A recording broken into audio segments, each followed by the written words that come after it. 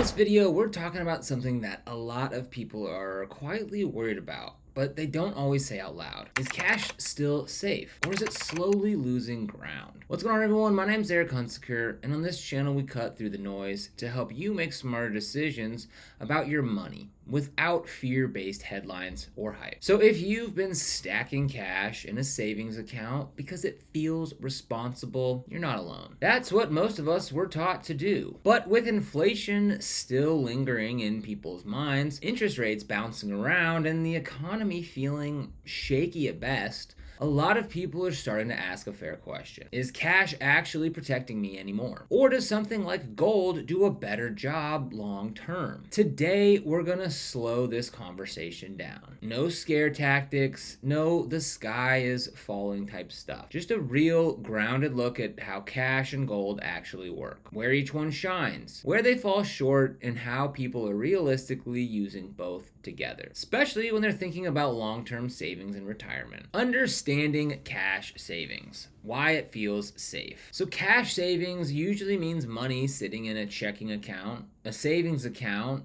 a money market account, or a CD. It's familiar, it's simple, and it feels stable. You can log into your bank app and see the exact number. It doesn't bounce around every day like the stock market. And if something unexpected happens, car trouble, a medical bill, a job hiccup, that money is right there. There's also the safety net factor. In the US, most bank deposits are insured by the FDIC up to certain limits. That insurance gives people peace of mind that even if a bank fails, their money isn't just gone. And honestly, that feeling of safety matters. Money isn't just math, it's emotional. Cash feels calm. It feels controlled. But here's where things get tricky. Interest rate versus real life. Even when banks advertise high yield savings accounts, the real question isn't the rate. It's what that rate does compared to inflation. So let's say your savings account earns 3%. That sounds decent, but if inflation is running at 4% or 5%, you're still moving backwards in real terms. Your balance might go up, but what that money can actually buy goes down. And this doesn't hit you all at once. It sneaks up on you.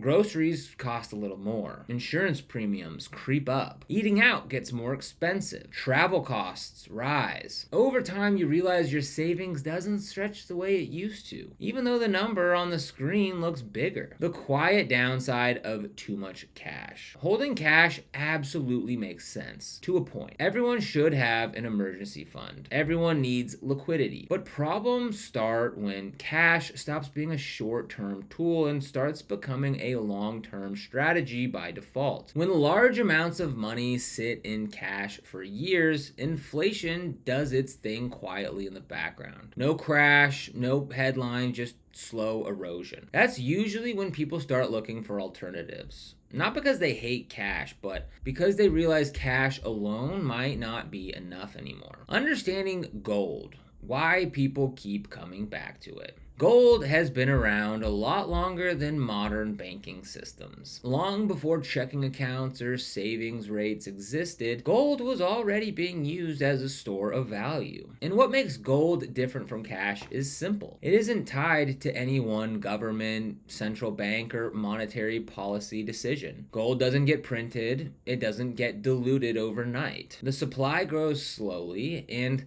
that scarcity is a big part of why people still care about it. Now, gold isn't perfect. It doesn't pay interest. It doesn't send you dividends. You don't buy gold to get rich fast. Most people buy gold for one reason: preservation. They want something that historically holds value when currencies lose purchasing power. Gold's role during uncertainty. When confidence in the financial system is high, gold tends to fade into the background. But when people start questioning debt levels, inflation, or long-term stability, gold comes back into the conversation. That's not new. It's happened over and over throughout history. And while gold prices can move up and down in the short term, over long periods, gold has shown an ability to maintain purchasing power in a way that paper currencies often struggle to do. That's why many people don't view gold as an investment like stocks. They view it more like insurance. Inflation, the common enemy. If there's one thing that connects this entire conversation, it's inflation. Inflation is sneaky. It doesn't feel dramatic day to day, but over time it reshapes everything. A dollar today simply simply doesn't buy what it did 10 or even 20 years ago. Cash feels stable because it doesn't move, but the lack of movement can actually be the problem. Gold, on the other hand, tends to respond when currencies weaken. When more dollars chase the same amount of goods or the same amount of gold,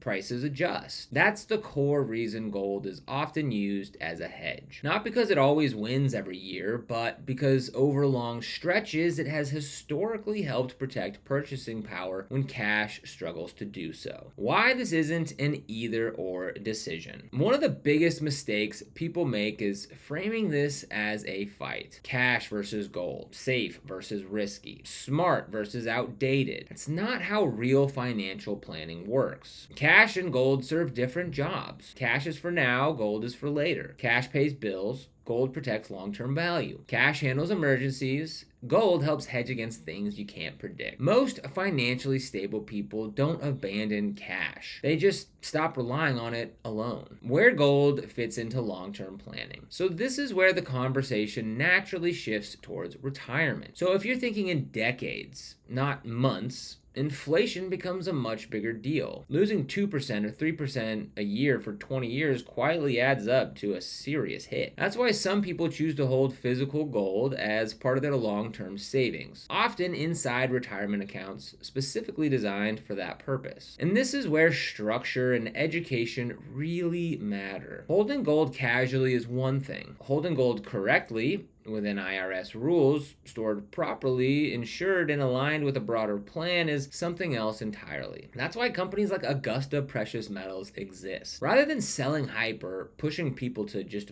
buy now, their focus is on education, helping people understand how gold actually fits into retirement planning, what makes sense, and just as importantly, what doesn't. For a lot of people, that education piece is what finally makes gold feel approachable instead of intimidating. Why education matters so much with gold. Gold attracts strong opinions. Some people think it's outdated. Others think it's the only thing worth owning. The truth is somewhere in the middle. Gold works best when it's used intentionally, as a portion of a diversified plan, not a replacement for everything else. Understanding things like how much gold makes sense, how gold is stored, how it's held inside retirement accounts, what realistic expectations look like, that's what keeps people from making emotional decisions. That's also why working with an education-first company matters. Not to convince you to buy gold, but to help you decide if it even belongs in your situation. Realistic allocation, not going all in. Most people who hold gold don't go all in. They might allocate a small percentage of their long-term savings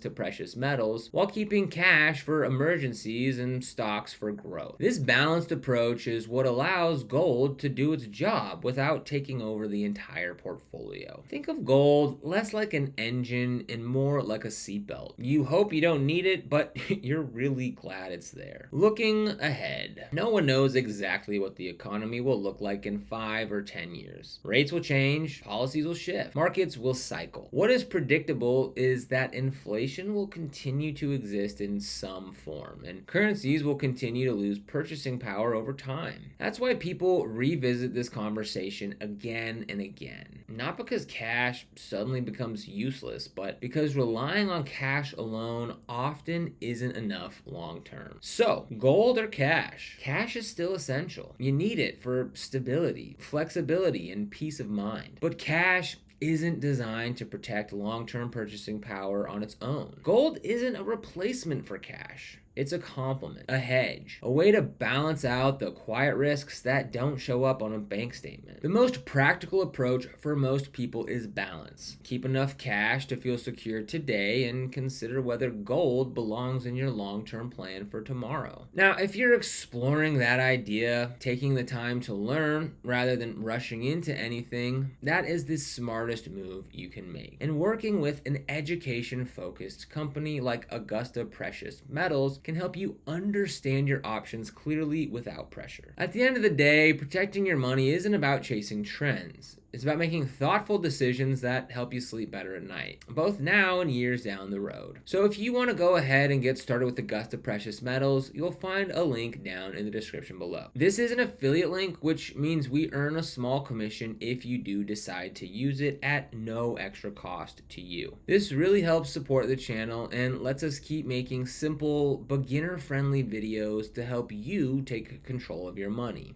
So if you end up using them, we thank you so much in advance. And if this video helped you out, don't forget to like, subscribe, and tap that notification bell so you never miss a new video. Here on Your Money Friend, we talk about saving, banking, investing basics, and all those little money decisions that make life easier without all the confusing jargon. So thanks for watching, and I'll see you here in the next video.